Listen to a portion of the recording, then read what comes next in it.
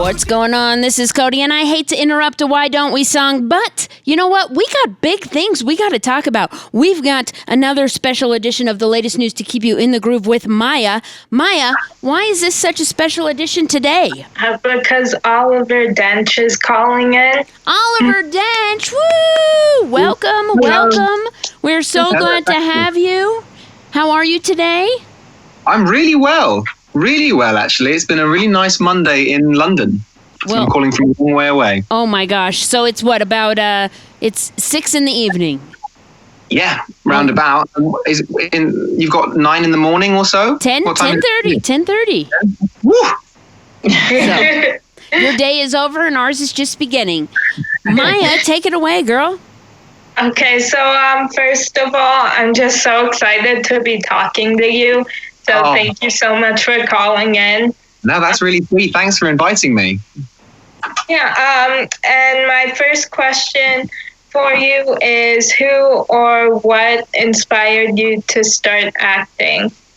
Well, I was really lucky. My family were actors. My granddad especially was an actor. He's called Jeffrey Dench. So when I was young, he worked for a company in England called the Royal Shakespeare Company that did mainly Shakespeare plays, but some other kind of classical stuff. So my introduction to the business was basically entirely Shakespeare.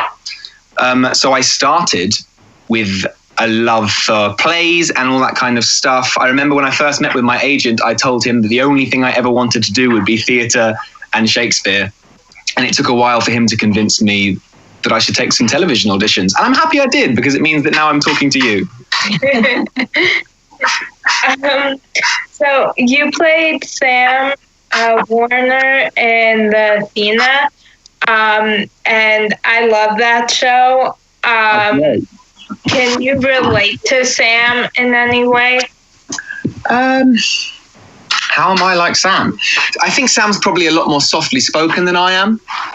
He's a bit more, he's a bit quieter, which is his own temperament. But I think he loves his family a lot. There's a lot of drama in the Athena about Sam's family and how he relates to his younger sister. And I've got a younger sister. She's not so young as Sam's younger sister, but she's someone that I love very much. So I like that. I can relate in that way. I also think Sam has an intensity with which he approaches his creative work. And I think that some sort of creative work is really important for anyone to try and get a handle on. But Sam also suffers from anxiety about how his creative work is turning out and how it's received. And I think that's something lots of people can understand and relate to as well. That was a rambling answer. Cool. So you play Xander on the CW show Pandora. Yeah. So are you a fan of science fiction? I loved Star Wars when I was young. I had a Darth Maul backpack with the bad guy from The Phantom Menace. And I loved it so much. And I would take it swimming, and I had a Darth Maul towel to put in my Darth Maul backpack, and I would go around with it. And it was so special to me, and I loved that film so much. And it was only when I got a little bit older that I found out that loads of people who like Star Wars hated that film. They didn't like it at all. So that was kind of disappointing to me. But I liked Star Wars, and since getting Pandora, since being involved with that, I've watched a bit of Star Trek as well, which I've also really enjoyed, because I think, unbeknownst to me, they deal with so many wonderful moral questions and exciting, thoughts about the universe in general. And I had just never realized. I had almost written it off as something that wouldn't be that interesting to me, but I love it. And I love seeing Patrick Stewart on there, who I also have seen that you've interviewed. Yeah. How was that? It was really cool. Yeah. So yeah, I am a sci-fi fan. I like it a lot, actually. More so now than I did when I was young, even including the Darth Maul backpack. Now, have you ever met Patrick Stewart? No, I haven't. No, I haven't. I have met his friend Ian McKellen. Mm-hmm. Ian McKellen runs a pub in Limehouse in London that has a quite popular pub quiz. So my friends and I have been down there a few times to see him hanging around, asking some questions, and that's great. Everyone loves a pub quiz. But no, I have not met Patrick Stewart. Is Ian McKellen often at the pub that he owns? He's been there a few times when I've been there. So maybe. So maybe. That's maybe cool. he could go down. That's very cool. It's really cool. Yeah. I remember I'm a fan of Patrick Stewart from like a couple movies he's done, and so when I was interviewing him, I was like, okay, I'm definitely gonna talk to him about these movies. And my mom was like, he's most well known for Star Trek and like just Shakespeare. Well, yeah, but what were the movies you liked? I actually first saw him in like X-Men. Oh, cool. Yeah. The movies I love him from are a movie called Christmas Eve. Christmas Eve. I don't think I've seen it. Did that come out recently? No, it came out in 2017, I think. Okay. What's it about? It's about all these different groups of people who get stuck on elevators on Christmas Eve. Oh, that's great. Yeah, and so it's kind of about like how their bonds, and then James Roday is in that movie, and he's in a show called A Million Little Things. And I remember when that show was announced, and it's about these group of friends who met while they were stuck on an elevator. And so I was like Christmas Eve. But yeah, my mom told me Sir Patrick Stewart is most well known for Star Trek and Shakespeare. He is. I saw him do a wonderful Claudius in Hamlet when David Tennant played Hamlet for the RSC, the company that I mentioned my granddad used to work for. And he's wonderful. He's really wonderful. There are some actors, especially with Shakespeare, that can speak it so naturally and so beautifully that it just washes over your ears and you get all the verse and poetry and all those lovely things that come with Shakespeare. And he's one of them. He's really phenomenal. I wish I had the opportunity to interview him. Yeah, I had at the end of the year, my English teacher was trying to teach us Hamlet over like virtual learning. Yeah. And we had to watch the first act, like the first hour of the movie Hamlet. Mm-hmm. And I remember I was so confused by it. Like I had no idea what was going on. Yeah. Well, it can be a mess, and it is an old style of writing. And if you're not very used to it, it can be difficult to understand. And some people do it better. There's a few movies of Hamlet. There's one with Ethan Hawke, and there's one with Mel Gibson, I think. Do you remember which one you watched? No, I think it was an older one, like 1990 something. It could have been the Mel Gibson one, which is great. I think it has Helena Bonham Carter playing Ophelia. It's great, but it's not my favorite. But if you wanted, you can find the one with Patrick Stewart and David Tennant. I think it's on YouTube. Oh, okay. So if you wanted to give it another go, maybe you would enjoy that more. Okay. Yeah, I'll have to look that up. What is your favorite part of being in the show Pandora? Ooh, my favorite part. I really like the people with whom I work. I really like Priscilla and Ben and Noah and Rochelle, Mark, the exec. I'm not going to name everyone involved in the show, but everyone is really, really sweet and really, really lovely. I think particularly our bond as a cast was really pleasant. Noah, who plays Osborne, kind of Xander's boss in the show, he and I had a really solid relationship. We film it in Bulgaria. in Sofia in Eastern Europe. And one time we had a weekend off. So Noah and I rented a car and drove down to Greece, drove down to the beach. Ooh, and that was really, really fun. That was really pleasant. So, the adventure of going to shoot in a new place. Also, I love shooting in Bulgaria because it's an opportunity to try and speak a different language, to try and understand kind of a new culture. Our locations were fantastic. Like in the first episode, there's this location in a wonderful natural tunnel with holes in the rock above that light's all streaming through. And Bulgaria really has some beautiful natural phenomenon. Not the right word, but beautiful natural things to look at. So that I really enjoyed. And I also love pretending as aliens everywhere. Because that was kind of a dream. That's, an original acting dream to imagine that you're shooting a laser gun at aliens. Cool.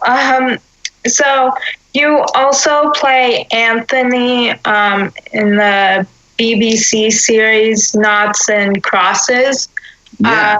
And I know they're based off of books. So were you a fan of the books? To be honest, I hadn't read them before I got the part. The books were really big in England, at least, to the point where they were studied in schools for a while. But they started being studied in school just after I left school. So I kind of missed the boat on that one. But I read them when I got the job, and I loved them.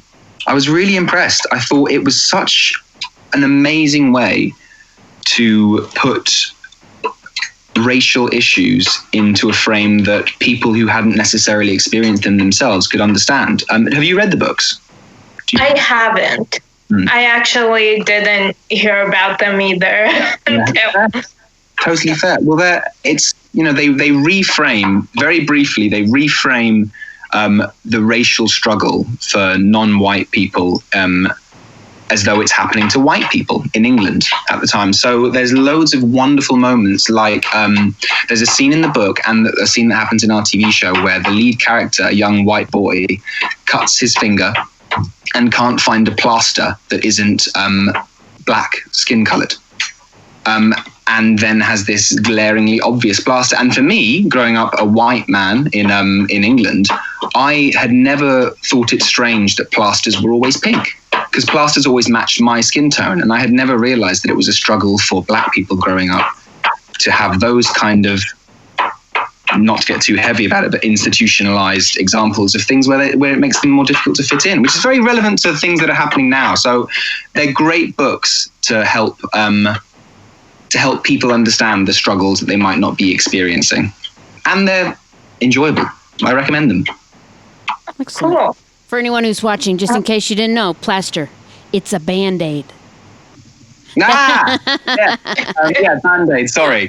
In England, they call it a plaster. Here, we should call it a bandage, but we usually take the brand name and call it a Band-Aid. But yes. I love it. So I'll think about that. If I say something, I'll think about it.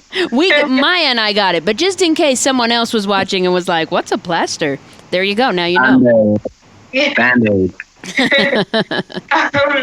So I loved your show, Ride.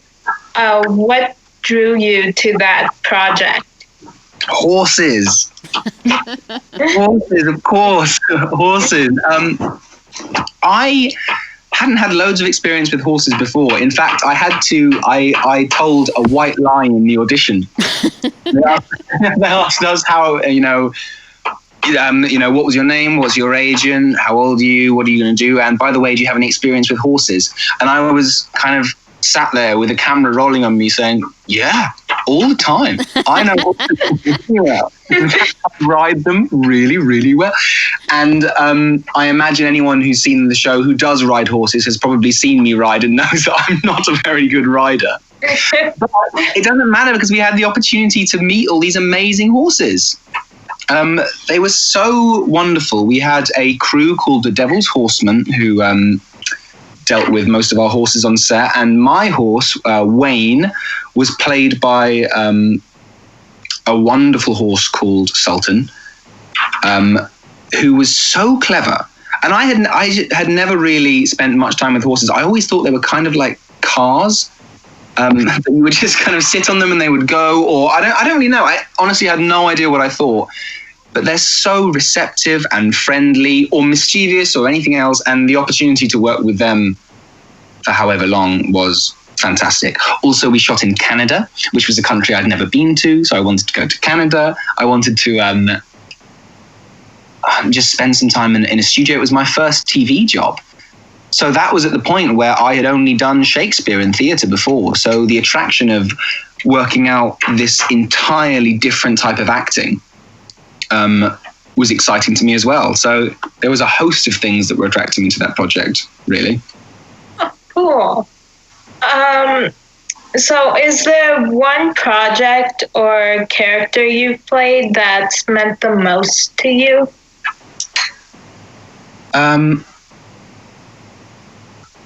When I first started acting, one of my first jobs, I was really lucky through a connection, through nepotism. I'd hold my hands up to that.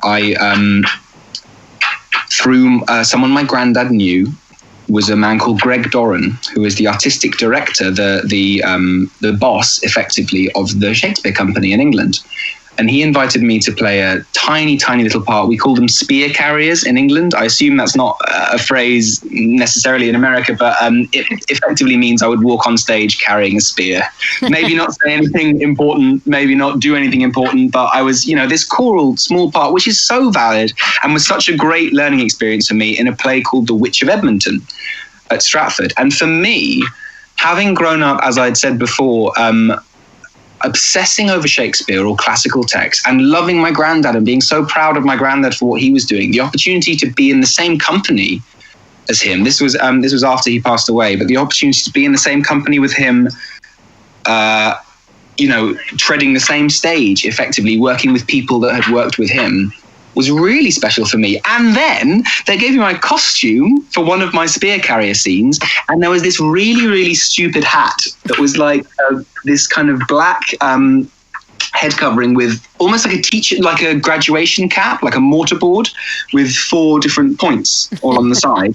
And it was such a funny hat. I loved it. And it turned out that it was the hat that my granddad had worn in his last show for the RSC. So that was really nice. It was a small coincidence, but it was really sweet to be on the same stage and even get to wear some of the same costume.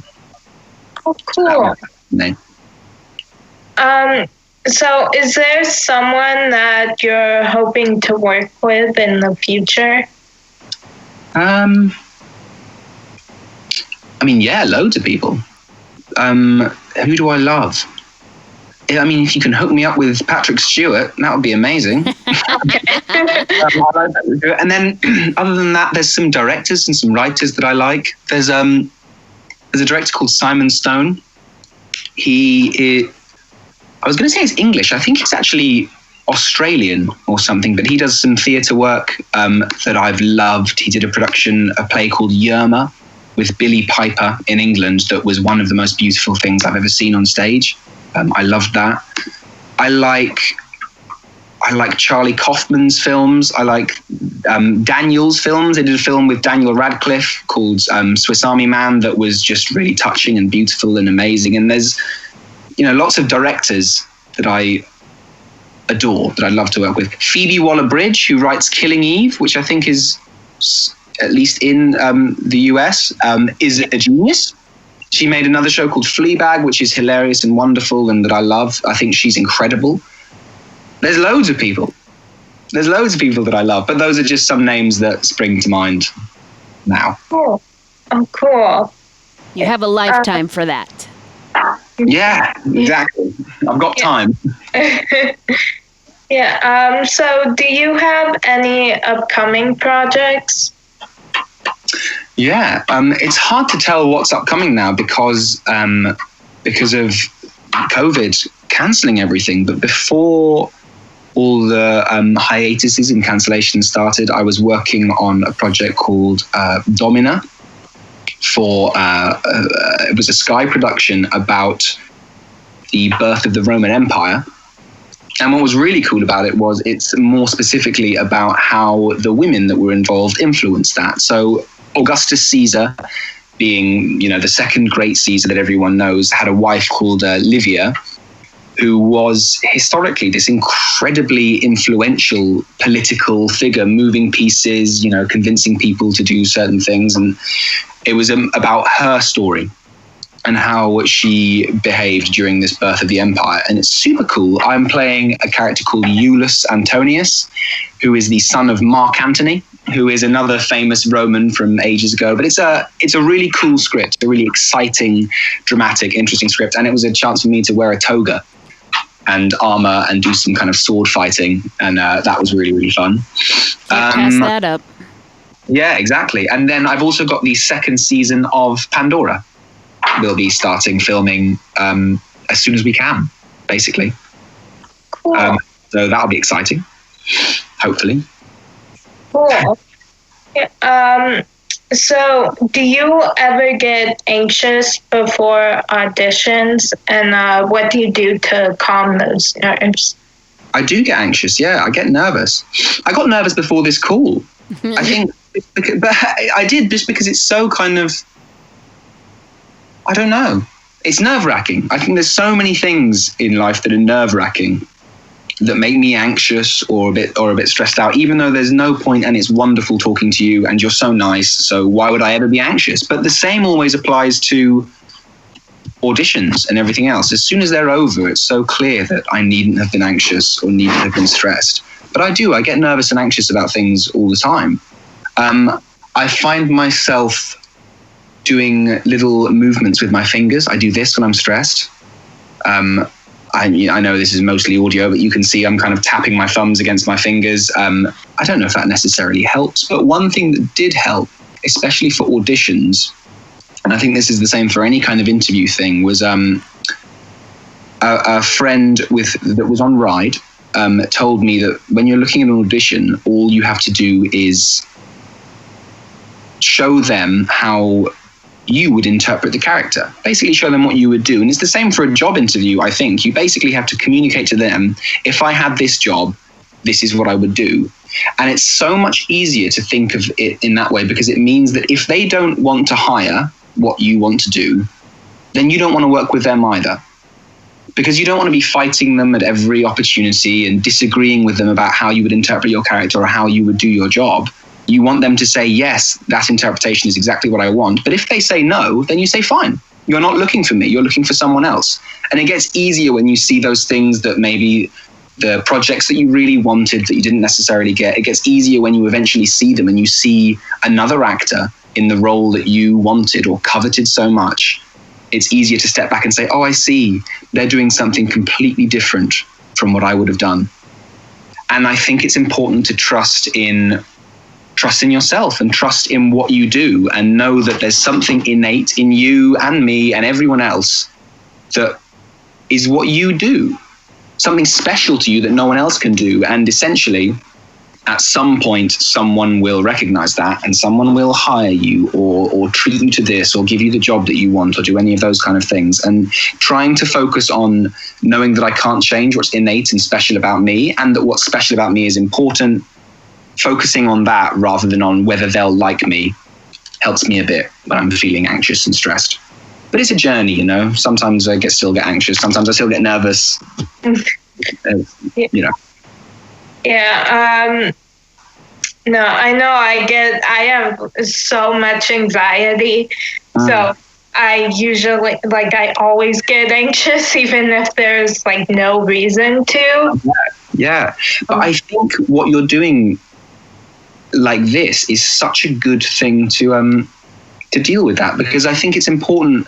Anxiety is understandable and there's nothing wrong with it. And we all get it sometimes. I get it a lot. But I think it's really good that you're putting yourself in positions like these interviews or whatever, where you're putting yourself out there, situations that might be anxiety inducing. I don't know if this is nerve-wracking for you, but as I said, it was for me. But I think it's important that you carry on doing those things. I think you're nailing it. Thank you. Thank you. I was telling a friend, I was like, I don't know if it's the best way to deal with anxiety, but this is how I deal with it. Like talking to you and like reaching out to people, and that's how I deal with anxiety. I think if it's working for you, then it is the best way of dealing with it, is my thought. I think it's so difficult to know how to deal with any things, and it's not very easy to take anyone's advice because things feel differently for you. But if this is working for you, then it's great. Was the friend you were talking to Patrick Stewart? No, Skylar Aston. Okay. Hello, Skylar.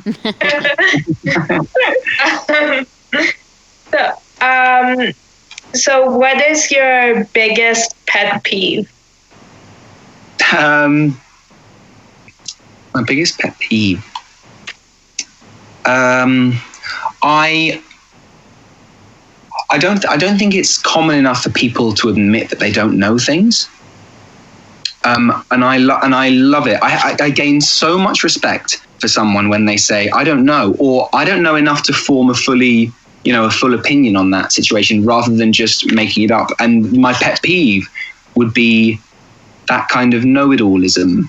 People pretending they know stuff or just blustering through with it, because I think it hurts the world. It hurts conversation. It's annoying for me, so obviously that kind of gets to me. But I think it's not helpful for anyone, especially not them, when you don't admit that you don't know things. And also it can make other people feel anxious. This is something through quarantine, I've had a lot of time to think about what makes me feel anxious, or kind of how I respond to those, how I respond to things outside of me. And people blustering through and pretending they know more than they are, it's almost aggressive, and it frustrates me, and I find it annoying. Yeah. So if you could have any song playing to announce your entrance into a room, what song would it be? I don't know. I'm not sure if I want to announce my entrance into a room. Maybe if instead of a song playing, maybe if everyone is in the room just sang. I don't mind what they're singing. They can all be singing different songs, but if they all sing something, I'll join in. It'll be fun. It'll be like a choral thing. We can do it in as complicated harmony as we like, but I think that would be nice. I think hearing everyone sing I think it would be really funny as well. So I'll go with that. Everyone singing anything. So what's the most useless piece of trivia that you know? I actually love trivia. I adore it. And nothing's useless. It's so great. I did hear something the other day which was really interesting. I don't know if this is useless, but it is really interesting. The weather predictions have been terrible, at least in England lately. We've had loads of sun, and then we've had thunderstorms and all sorts of massive changes that we haven't been able to keep track of. And someone told me that apparently that's because they put weather trackers and pressure trackers and barometers and things in planes, which are constantly covering the whole world, obviously. But now, because of the virus, air traffic has gone down by so much. I don't know the amount, and I'm not going to pretend that I do, but by a lot. So they don't have all the data that they would normally have. So they're not as good at predicting the weather. And that's amazing. And then the conversation went on, and someone said that they were planning on, when they have kind of self-driving cars everywhere, they'll put it in all of that as well. So the weather predictions get more and more accurate with the more things that are out and about. And I thought that was so interesting. And I've been telling everyone, even if it's like a small amount of time, I've been telling them. Well, I'm glad you shared it with us. Yeah. It's really interesting. Trivia? Tell me some trivia. I always need a new addition. I don't know. I love like knowing anything and everything about pop culture. So I'll just randomly say something, and my mom and my sister will just look at me and they'll be like, we weren't talking about that. But I think that's good.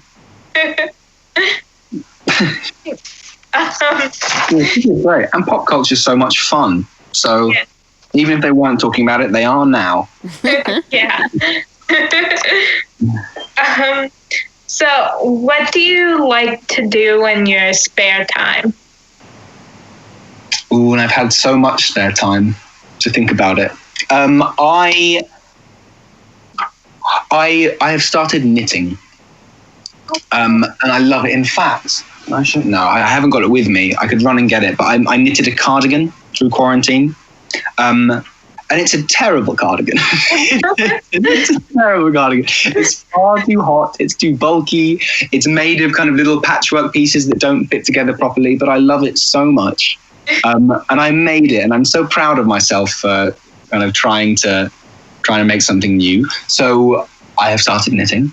It's also really good for me because when you're on set, when you're making a TV show, anyone will tell you there's lots of waiting around, lots of waiting for the scene to change or someone to change costume, or maybe you're not in the second scene of the day, so you have a couple of hours. So there's lots of time where you have nothing to do. And knitting would be so good for that because I've got time and it's quiet and I can still have a conversation while I'm knitting. So that's my newest hobby.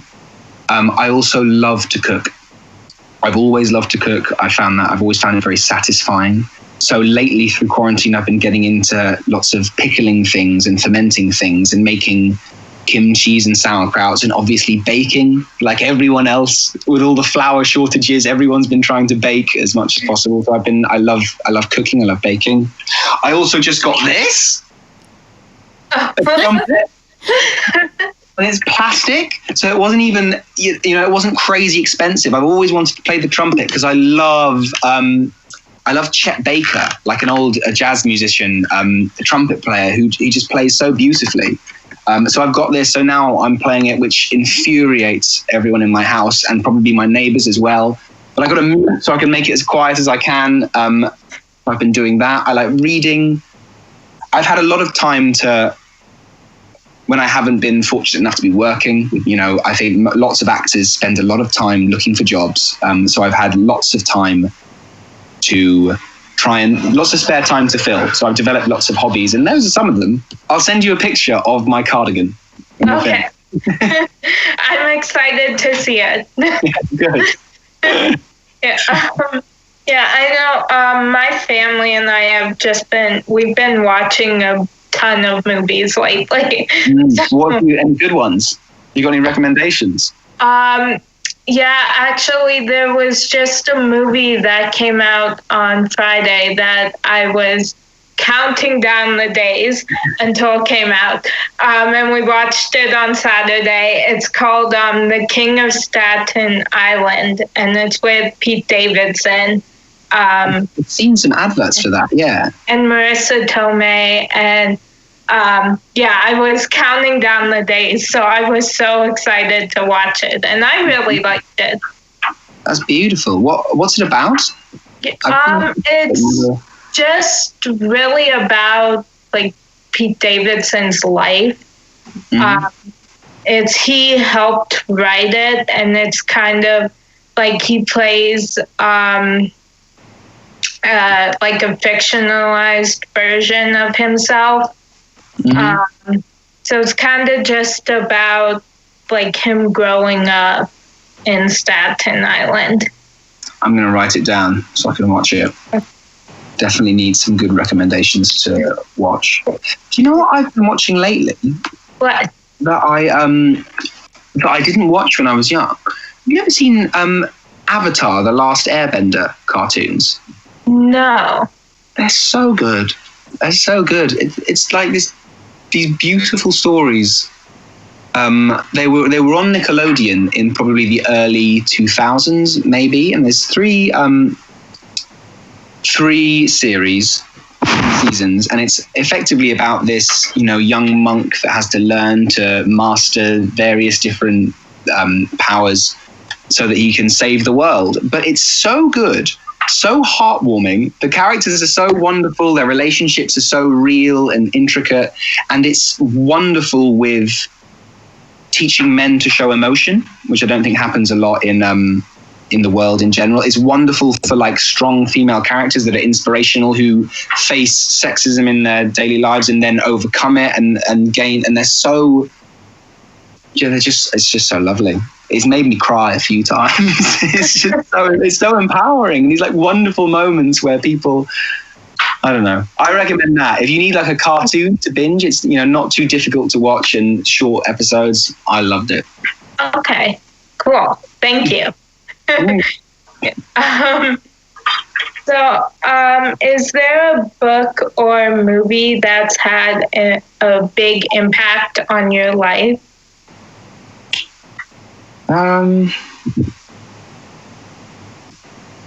Yeah. I mean, there's a few. I love to read.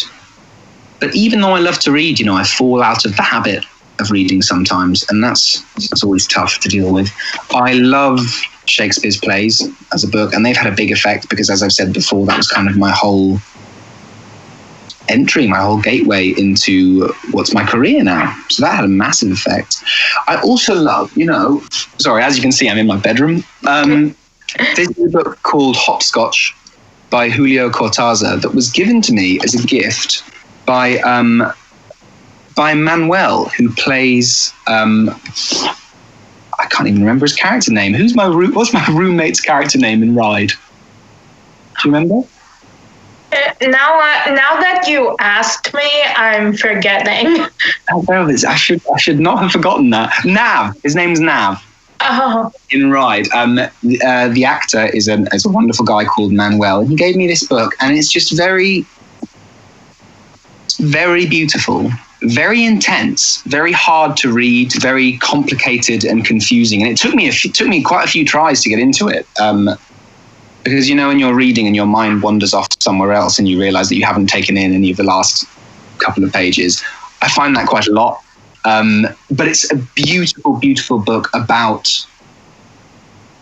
I mean, my interpretation is that it's about what it kind of means to be happy and the things that make us happy. And it's this kind of battling between a very cerebral, intelligent, but not necessarily happy person, and someone who's more carefree, intelligent in their own way, but more focused on the, you know, the happiness in life. And it's about the pros and cons of each way of thinking. And I think about it a lot. I think about this book quite a lot, about what makes us happy and how that's probably one of the most important things around.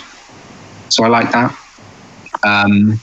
Have you got any recommendations, any life-changing books or movies?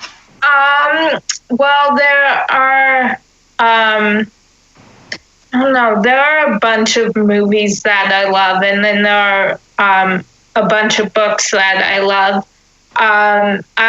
Three come to mind right now. There's one called Famous in Love, which is actually a series, so there's 2 books. Okay. And there was a show based off of it, and I was obsessed with the show, and then I found out about the book, and I read the books, and I just fell in love with it. Great. That's so great that it's, you know, an example where you love the book as well as the show, because sometimes it can be disappointing, can't it? Yeah. And then there's another show that I love called Stumptown that's based off of these graphic novels. And I found out about the graphic novels because of the show. So my sister got me the first 2 of the graphic novels. So I've been reading those. Great. And then there's another book it's just a really funny book that it's based off the show Psych. It's based off of that. It's like in the show they wrote this book, so then the book actually came out. It's called Psych's Guide to Crime Fighting for the Totally Unqualified. Great so name. It's just a funny book that I just love. How do you spell psych? I'm writing these down so I can have a look. P-S-Y-C-H. Okay. Psych's Guide to Crime Fighting for those. Great. I'm always up for a life-changing book or show or anything like that. Sounds correct. Yeah. Well, actually, as I was saying, telling you these, I was like, they're all like there are either shows based off of the books or like they come from a show. And I was kind of embarrassed saying I saw the show first before I knew about the book, but that was. I don't think that's anything to be embarrassed about. You're never kind of responsible for how you first, saw a medium of art. I heard about the show Noughts and Crosses before reading the book, and I'm in it a little bit. So if anyone has to be embarrassed about that, it's me.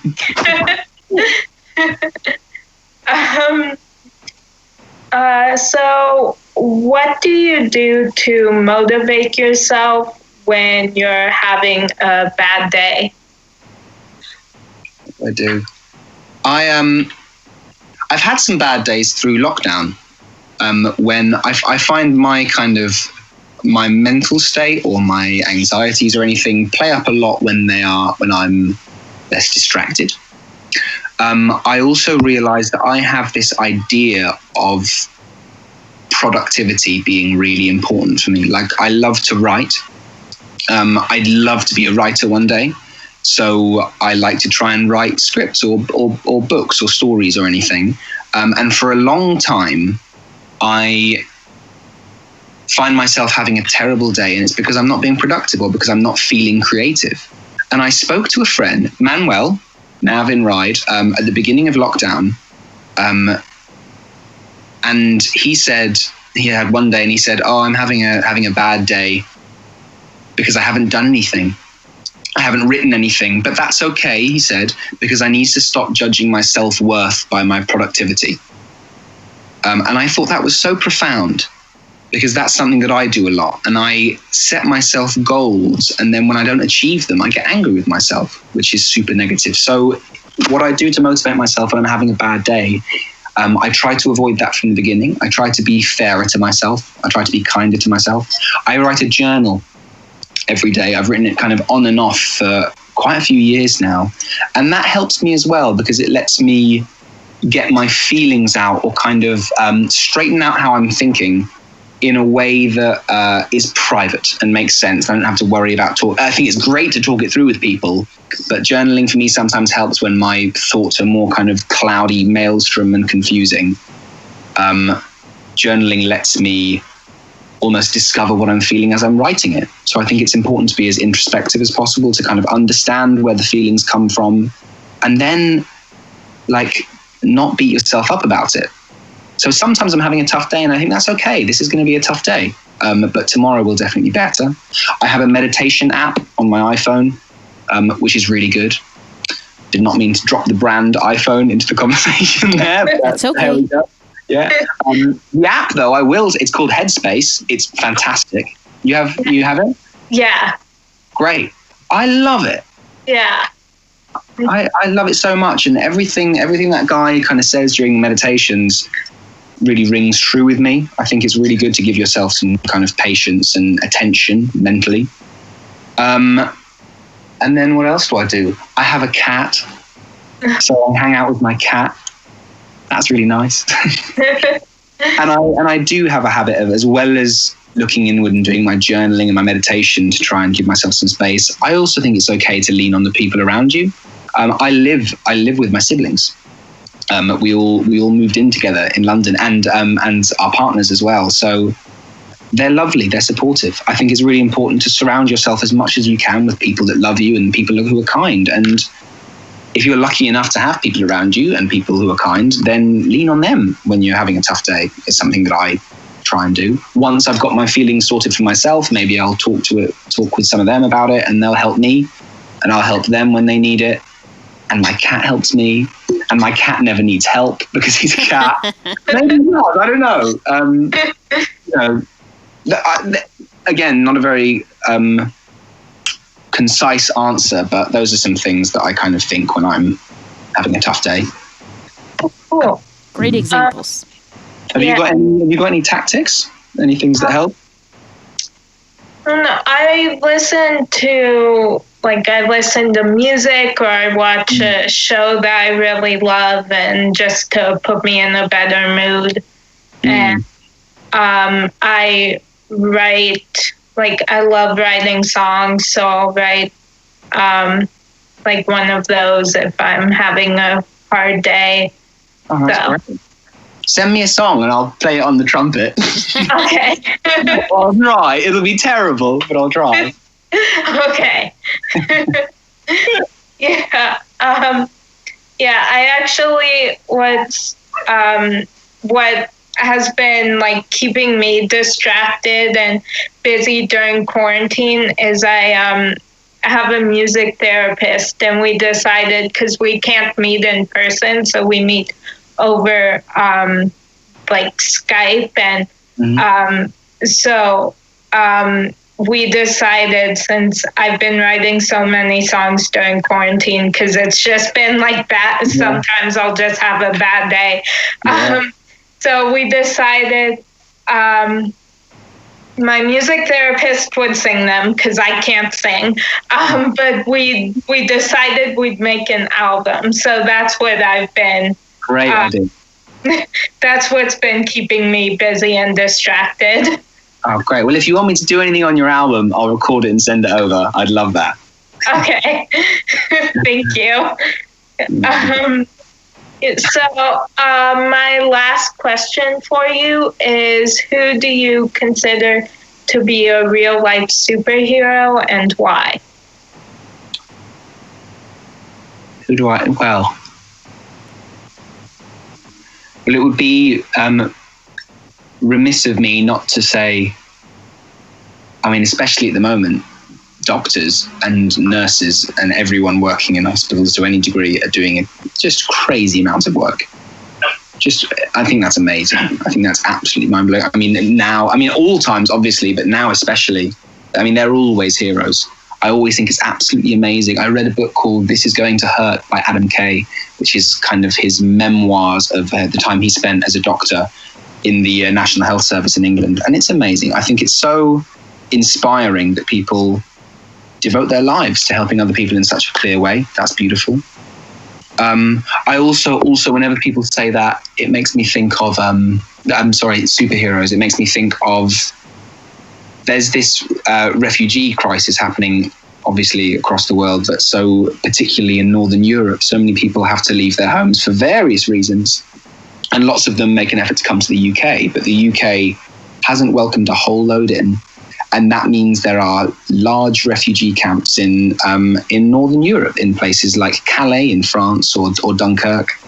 I think the people who make the trip are heroes, like desperately trying to get a better life from somewhere that they can't previously live. I went to Calais once, and people are having tough times, and they're fighting through. I think that's amazing. And then on top of that, there are charities like Help Refugees that have set up warehouses in places like Calais, and they're staffed by volunteers. Again, people who are devoting their whole lives to helping other people as best they can when other institutions like the state or whatever have failed them. I think they're heroes.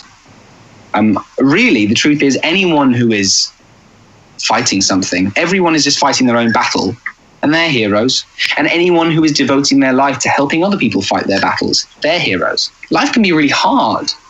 So I think everyone has a bit of the superhero in them. Even my cat who does nothing. You fighting some sort of battle, or I don't know. Then there's loads of people. Do you have any thoughts? Like that. Well, I definitely agree with your answer. And then I think my mom and my sister are my superheroes. And then I think my friend Skylar, because he's just always there and I can talk to him about whatever. And so. That's so great. That's so special to have someone that you can rely on for support, and who relies on you for support. That's lovely. Yeah. And you're lucky to have such a wonderful mum and sister. Yeah. Thank you. Yeah. Okay, I was just about to say something and then the thought flew right out of my head. So now I don't remember. But thank you so much for calling in. I had an awesome time talking to you. Yeah, I had a great time. Thanks for having me. And do send me those songs. I do want to be involved. Okay. Well, that was very incredible. The very lovely Oliver Dench right here on the latest news to keep you in the groove with Maya at the Seacrest Studios. We love talking to you. Thank you for spending so much time with us. And just know if you're ever in Colorado, I'm sure we would love to have you and the kids would love to meet you. I'd love that. I'd love to drop in. Thanks for having me, guys. Take care. Bye-bye. Bye. Bye. Bye.